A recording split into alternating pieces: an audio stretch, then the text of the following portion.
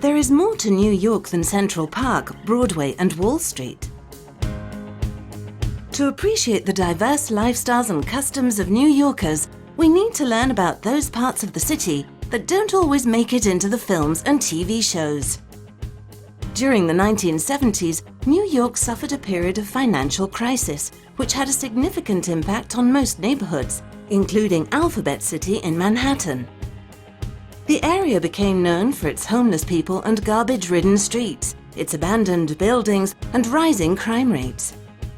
But the people of Alphabet City decided to reclaim their neighborhood, regenerating its civic, social, and cultural life. They turned abandoned buildings into squats and created community gardens, many of which are still used today. This was not an easy task. The locals faced criticism and resistance. However, today, children and adults, residents and tourists alike, agree that Alphabet City is a better place to be.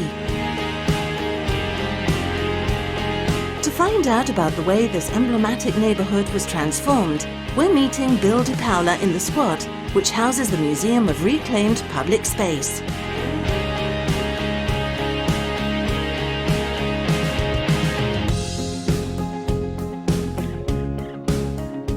And 35 years ago, there was these abandoned spaces. The people in this neighborhood were kind of a little bit community-based to begin with. It wasn't near the subways, so people would ride their bikes around and they would talk to each other. That was amplified because the people had to then work together.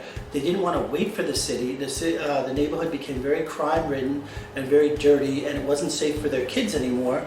And these lots were filled with wood and rubble. So the people in the neighborhoods, about 30 years ago, started fixing up the neighborhood themselves.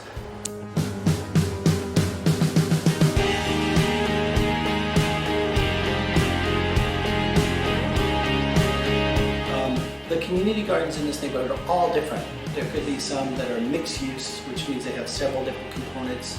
Open space, kid space, and maybe like an area where you can grow your own food, and that's called a plot.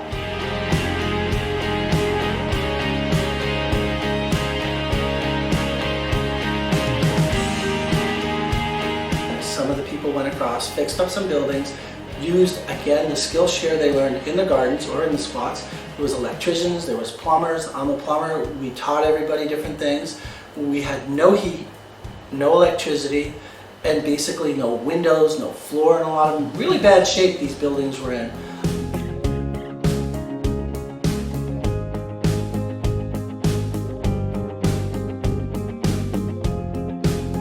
One of the squats is a bicycle repair workshop where people could come and do that kind of thing. And there's art in the squats, there's a lot of free speech and that kind of thing.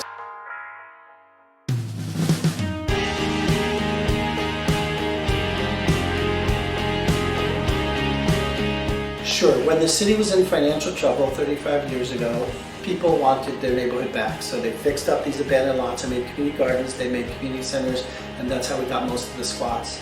They started taking back the buildings themselves.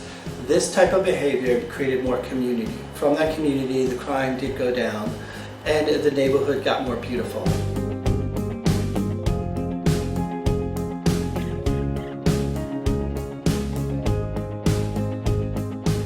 So New York City is just starting to compost like a month ago. That came from the community gardens, which were illegally started by the people. If people didn't tear down that fence, we might not have composting now, right? So the recycling started the same way. The bicycling came from this neighborhood. So many of these things that seemed edgy now are just so mainstream. And what it does, it came from just a bunch of people without money working together and practicing something in a space, an urban space that they took over.